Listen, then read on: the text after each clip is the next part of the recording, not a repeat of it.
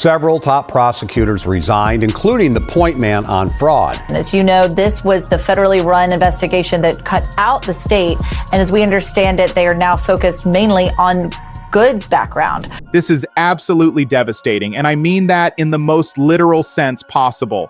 Because what just happened in Minnesota isn't just another resignation. This isn't some mid-level bureaucrat quietly stepping down to avoid controversy. This is the acting U.S. attorney for Minnesota, the top federal prosecutor in that state, walking out the door along with his two top deputies, all three of them resigning simultaneously. And the reason they're giving for leaving, the thing that finally made them say we can't do this anymore, is so shocking that it exposes just how far the Trump administration is willing to go to cover up what happened to Renee Good. But real quick, before we get into this, let's be honest. You can't really trust mainstream media anymore.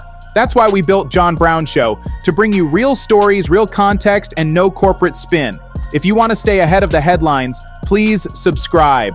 So Joe Thompson, that's the acting U.S. attorney who just resigned.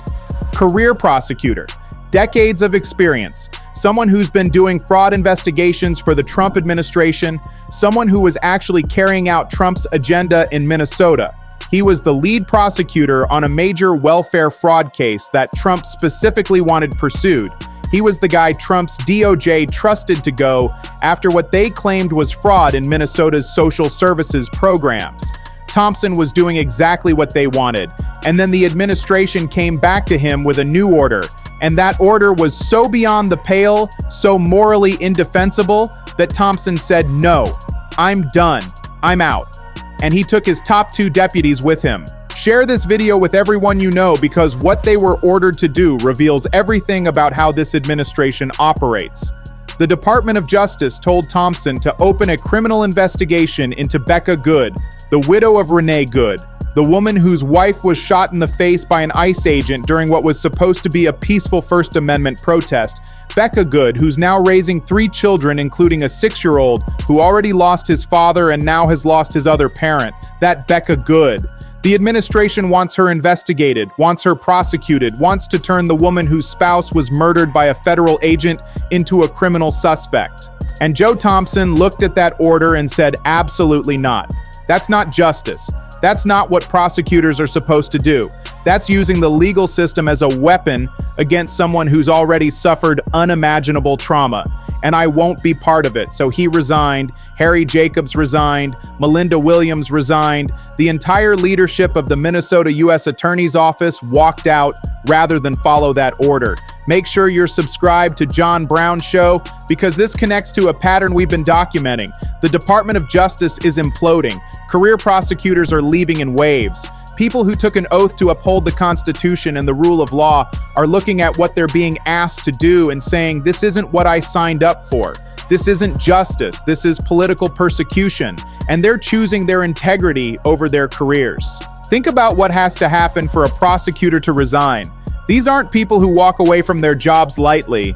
They've spent years building their careers. They've got mortgages and families and reputations to protect. But they're leaving anyway because what they're being asked to do is so wrong that staying would compromise everything they believe in.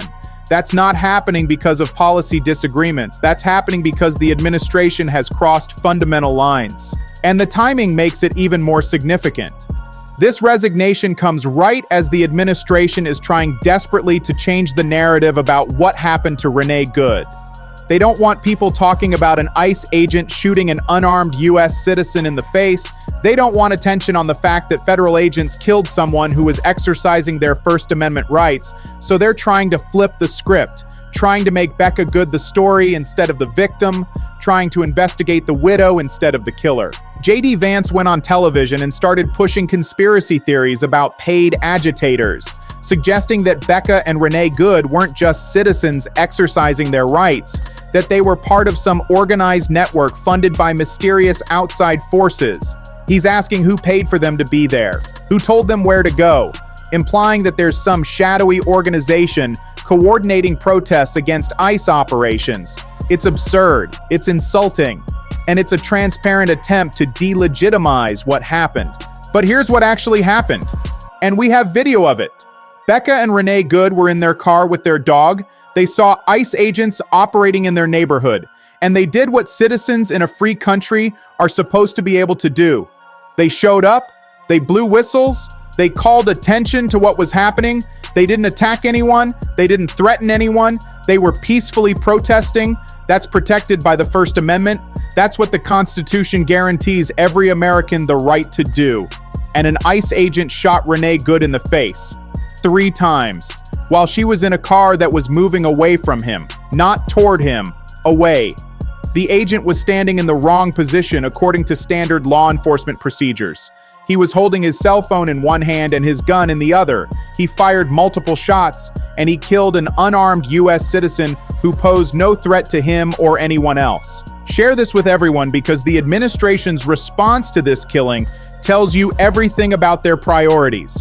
The Civil Rights Division of the Department of Justice, the part of DOJ that's supposed to investigate when federal agents violate people's constitutional rights, has been ordered to stand down. They're not investigating whether the ICE agent committed civil rights violations. They're not looking into whether the shooting was justified. They're going dark. Harmeet Dillon, the political operative Trump put in charge of the Civil Rights Division, has made it clear that no one in her office will be permitted to pursue that investigation, even though people volunteered to do it, even though that's literally what that division exists to do. So the Civil Rights Division won't investigate the killing, but DOJ will investigate the widow. That's the priority. That's what they think prosecutors should be spending their time on. Not holding a federal agent accountable for killing a citizen, but investigating the woman whose spouse was murdered to see if maybe she did something wrong by exercising her First Amendment rights. And Joe Thompson understood exactly what he was being asked to do. He was being asked to legitimize a cover-up, to participate in retaliation against someone who had the audacity to protest federal agents, to help the administration paint Renee Good as somehow deserving of what happened to her. And he said no. That's not what prosecutors do. That's not what justice looks like. And I won't put my name on it. The fraud case Thompson had been working on, the one the Trump administration loved, that was real prosecutorial work. Thompson was going after people who allegedly defrauded Minnesota's welfare programs, taking money they weren't entitled to, operating schemes across state lines. That's legitimate law enforcement. That's what federal prosecutors should be doing. And Thompson was doing it. He was carrying out his duties professionally. He wasn't some resistance figure looking for excuses to oppose the administration.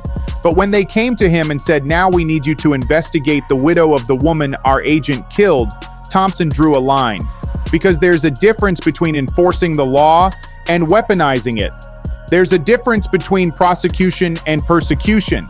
And what they were asking him to do was clearly on the wrong side of that line. Think about what that means for everyone else still working at DOJ. They're watching this happen. They're seeing career prosecutors resign rather than follow orders they consider unethical.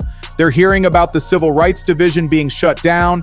They're witnessing the department being turned into a political weapon, and they're making calculations about their own futures, about whether they can stay and maintain their integrity, about whether being part of this is worth it. Some are choosing to leave. We're seeing resignations across the department, not just from the Civil Rights Division, not just from Minnesota, from offices across the country.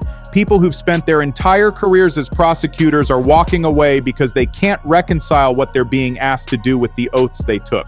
Others are staying and resisting from within, quietly refusing to pursue cases they know are political, slow-walking investigations they believe are unjust, finding reasons why certain prosecutions can't move forward. They're not heroes. They're just people trying to do their jobs with integrity in an environment where that's become incredibly difficult. The Trump administration wants Becca Good investigated because they're desperate to change the story. They need her to be a villain. They need there to be something suspicious about her presence at that protest. They need a reason, any reason, to suggest that what happened to Renee Good wasn't just a federal agent murdering an unarmed citizen. So they're looking for funding sources, looking for organizational connections, looking for anything they can use to paint Becca as part of some coordinated conspiracy. But there's nothing there. Becca and Renee Good were ordinary citizens. They had jobs and kids and a life. They weren't paid protesters. They weren't part of some network. They were people who cared about what was happening in their community and showed up to bear witness. That's it. That's the whole story. And no amount of investigation is going to change that because you can't find evidence of something that doesn't exist. Minnesota's Attorney General isn't waiting for federal prosecutors to do the right thing.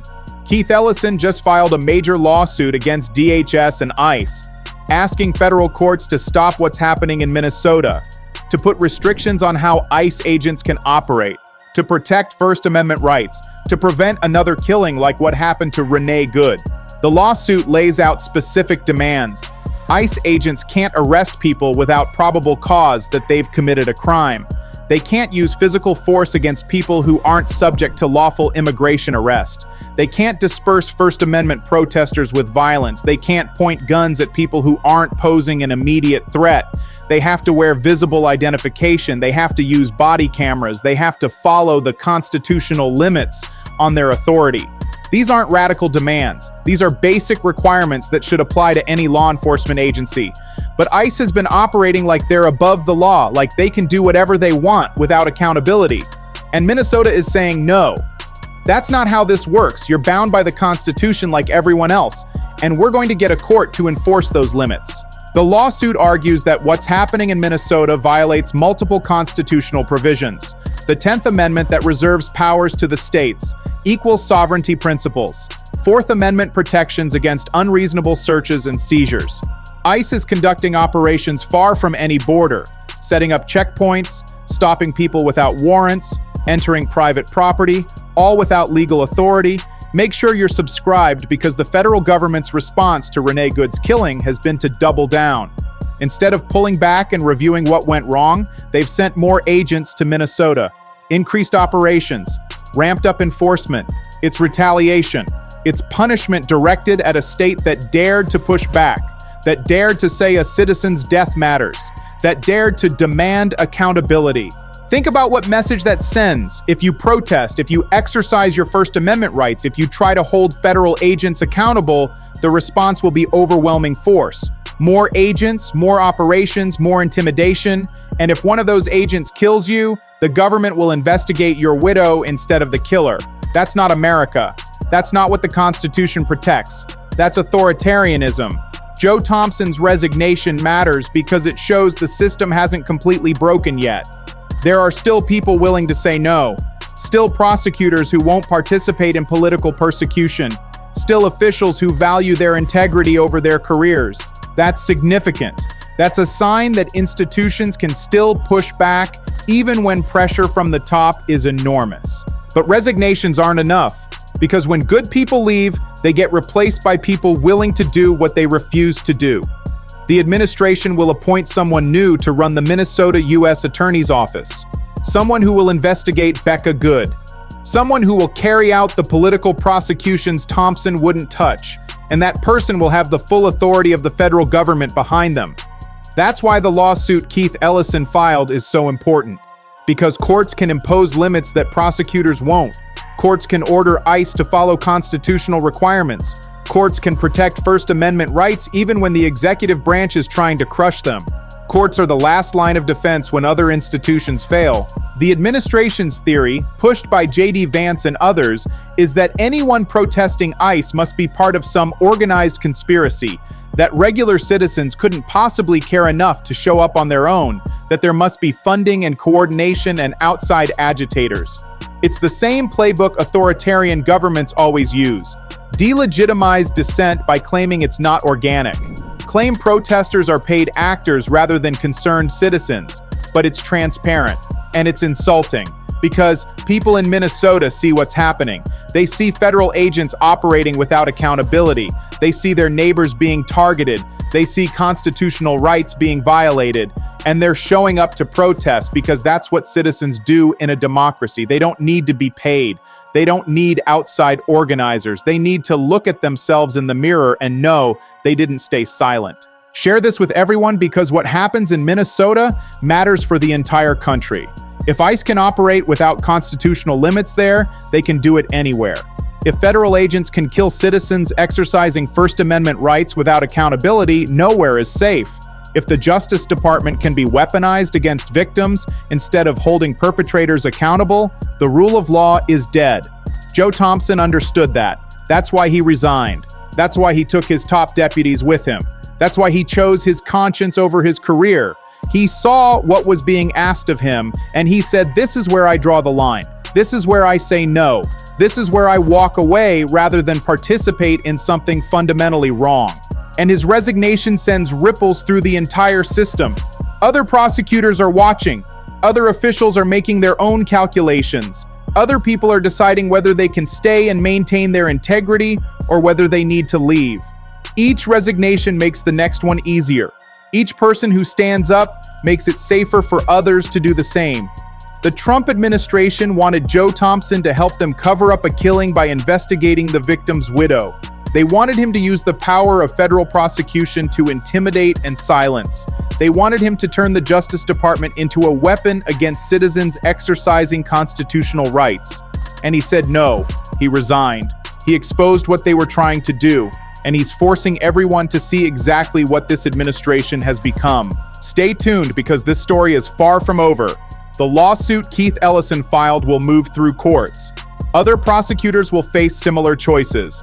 ICE will continue operating in Minnesota, and more people will have to decide whether they're going to participate in this or whether they're going to stand up and say no. This is how democracies either survive or die. One choice at a time, one person at a time, one moment when someone has to decide whether integrity matters more than career. Joe Thompson made his choice. Now we'll see who follows his example and who doesn't.